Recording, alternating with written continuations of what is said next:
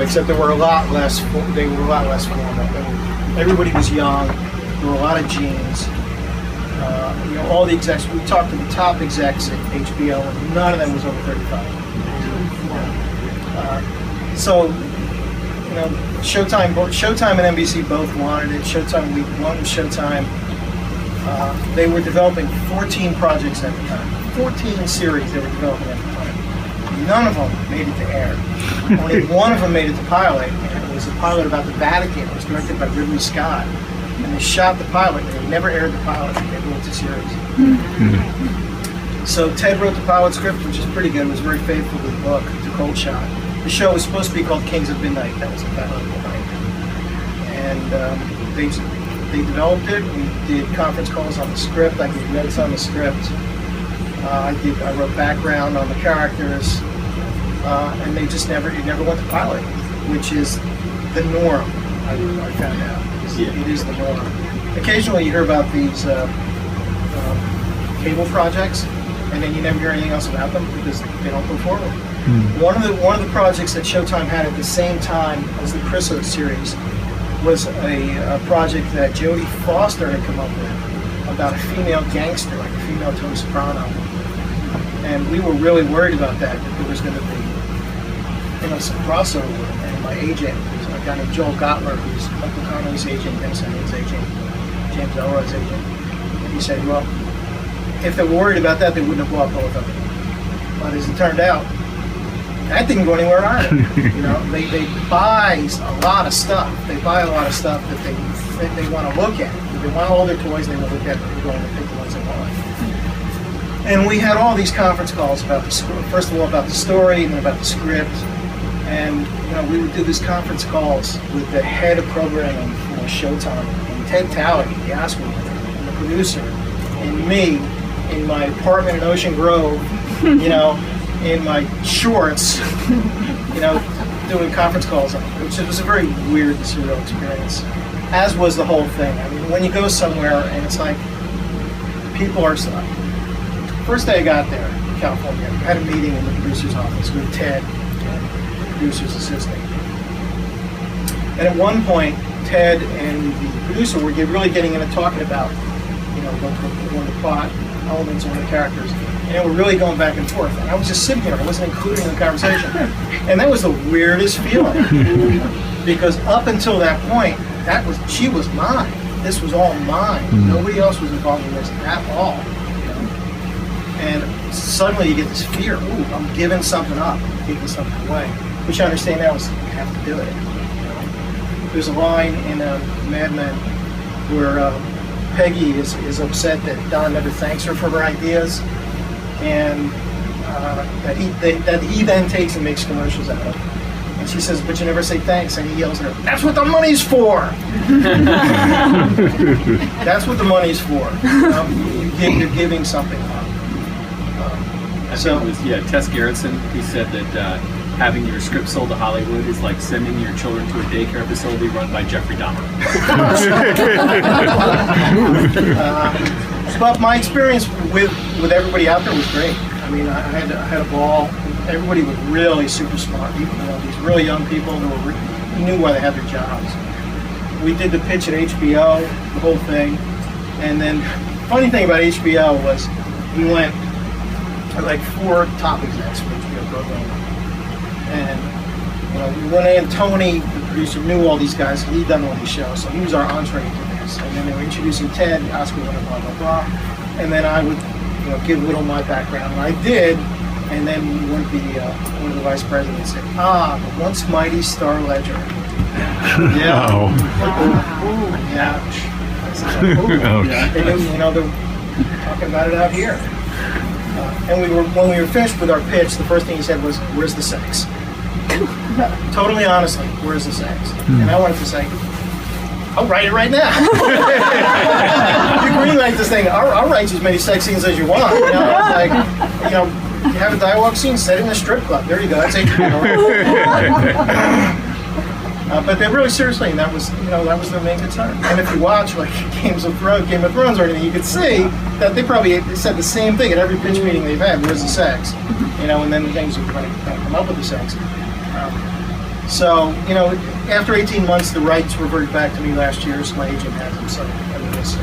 But Wally's experience is fairly typical. I mean, I've been told that for every 1,000 options, one thing gets made. I would not be surprised. Yeah, so, and 999. Well, I mean, most of them don't even get as far as yours did. I mean, most of them are optioned and they can never even... Oh yeah, my agent was going crazy. I said, well, listen, you know, calm down. My literary agent, not my own agent, takes everything in stride. I was saying, you know, this is just an option. You know, this is just an option, you know. But then they started talking about, you know, the series, and you started talking about actresses, and then you get the contract, because you have to get the contract whether it happens or not. And my contract was 75 pages long. And it had everything in the event that the show was actually made, including a parking space at the studio and an assistant, really, if it had actually gone to series. But like, they have to have that stuff in place, and so you get a little excited looking at it. But the odds of it happening are literally 1,000 to 1. So this is kind of what Megan's going through now. Well, Megan's in a different place because she's writing. You know, I wasn't writing the show. Ted Taylor was writing it. Megan's actually writing it. So at least the pilot. So I mean, whatever happens, whether it gets made or not, she's gonna earn from writing the pilot, and then she'll also have entree. She'll have a credit. She'll have an entree to that world that I don't have because I didn't write it. They're talking about, by the way, Megan Abbott, who is doing Dare Me for... So Dare Me was a book about, like, cheerleaders, which are, like, really a book about cheerleaders, but it's like Machiavellian cheerleaders. And they are working with who? What's her name from Sex and the City? Sarah Jessica Parker. Yeah, and they're developing it, though, for... Is it HBO?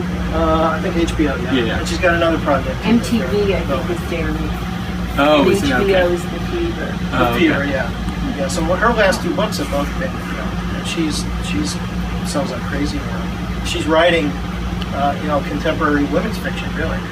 You know, she has one foot in crime fiction. She always kind of writing contemporary women's fiction. The thing is now with all of these cable outlets, you know, PlayStation is doing their own productions. Yeah, they have series. You know, it was a big thing when Netflix all of a sudden started doing their own programming. You know, everybody's doing programming. These stars, all these like junky cable networks that were showing, you know, Knight Rider reruns 5 years ago are doing their own production. So there's a big appetite for stuff.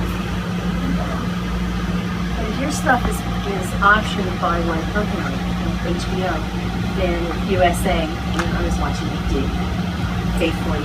If you're if a different network wanted to do it, then they would have to buy it from HBO. No, because it's only an 18-month option. Yeah. So once it expires after 18 months, and then anybody. Try to market it someplace else. Yeah, you can't do anything until the option is over. So they don't own you forever. It's not like No, if it goes into production and it actually gets made, they kind of own you forever. Yeah. And anything else you write would have to go together. No, that character. They're essentially with the Chris stuff. They're essentially optioning the character, which means if the show went on, they could bring people in to write episodes, which is fine with me. I was going to be one of the writing staff, so that didn't bother me too much. So I would have had an exec producer credit on it if they have it. But yeah, they essentially, you know, if they go into production with it, yeah, they kind of own it. And there was actually in the contract, there was a writer that it would revert to me if they went something like 5 years without producing anything new. They would have the option of doing something with it if they wanted, but if they didn't do anything in 5 years, it would kick back. So that's what's in that 75 page. There's a ton of stuff in that All 75 those page. what is, Yeah. what is. That's it. DVDs, graphic novels, all that stuff. Did you feel protected in that contract, or was it one-sided favorite? I have the most bloodthirsty agent in Hollywood. And there was times I was worried he was endangering the deal because of what he was asking for. But, you know, he's one of the top agents in Hollywood. That's the good thing, and that's the bad thing. The good thing is he's one of the top agents in Hollywood, and if there's a deal going on, he's going to make a great deal. The downside of that is you're not the highest person on his totem pole that he's worrying about. So I never thought he did anything. You know, why do I even have this guy? He's never sold anything. He's never done anything for me. I until Showtime got involved. And then it went away. It was like blood in the water, you know. And then it took months to come up with this deal. And then he sent it to me, and I went through it, and he asked for more stuff. I was really worried that he was asking for too much. I said, no, let's just do it. Let's just do it. But you know, that's what they do. That's why he makes his living. That's why he makes his 15%.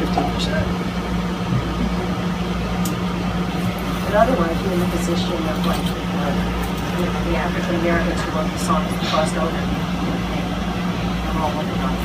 You're not Well, they didn't have good protected. lawyers. That's why. Yeah. You're not protected, and you're in the position of giving all you are. Yeah, you have to be protected. You have to be protected. And then there's a lot of people willing to protect you for 15%.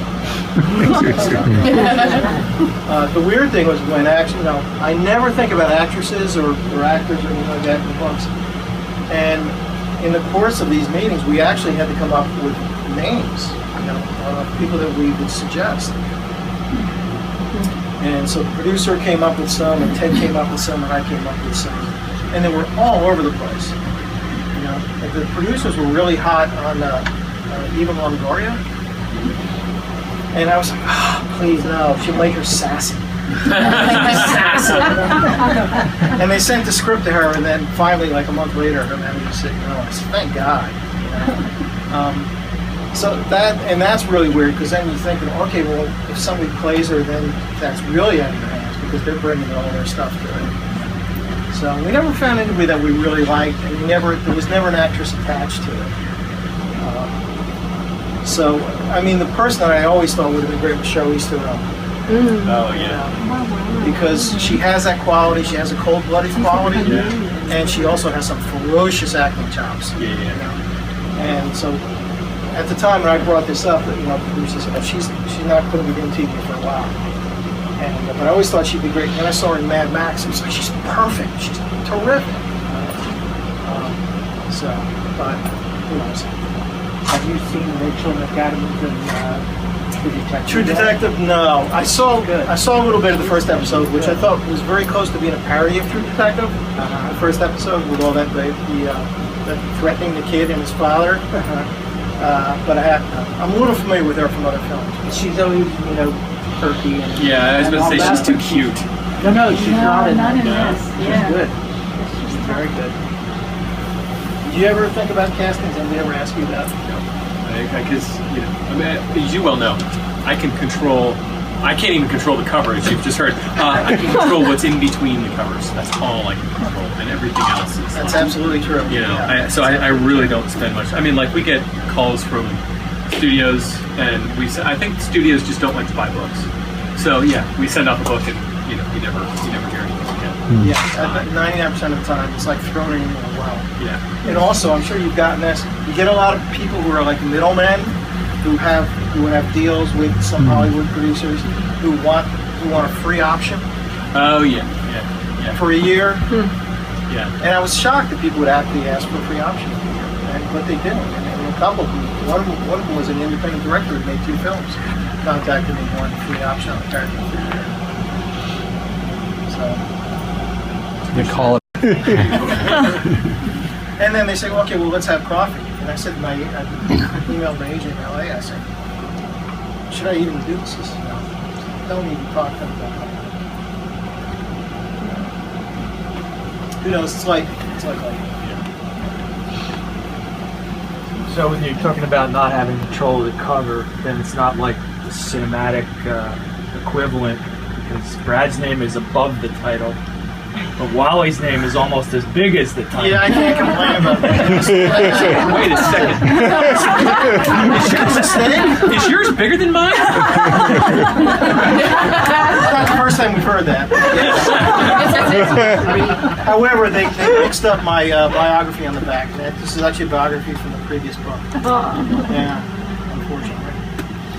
But yeah, I can't complain. You can't complain about the title. That's actually the only real feedback I give on every cover. Could you make my name bigger? That's why, shorter titles are best. I always think the greatest title is Jaws. 4 letters, does the work, you can get eventually up there huge. And a matter of fact, a few years back, I was talking with Charles Ardine, who runs Hard Case Crime. They do those retro paperbacks, crime paperbacks. And I was talking about doing a project actually with Megan Abbott that never came came to fruition. We were going to write a noir novel from male and female perspectives, alternating chapters, and it never took off. I wrote like a chapter, and it just died. This was a long time ago. And so I was talking to Charles Ardai, the publisher of Hardcase, about this idea, and he said, well, keep the title really short because there's going to be 2 names on the cover. Okay. And he's very serious. 3 or 4 word title. If you look at some of the Hardcase crime, that's exactly what they are. They have one new one called Pamphlet. Ken Green and Jason Starr wrote. They keep the titles very short. So that's great. Short title. Means your name's big. I've actually had Dan Conaway, my agent, has told me that pretty much the only reason he represents me is that someday my name is really stackable. Like Brad, 4 letters, 5 letters, it stacks perfectly. So that when we move on to like those big, ugly mass market paperbacks that they sell in the airports, like that, and my name, like that's. He said that's the only reason he's representing. Good stackable name. Yeah.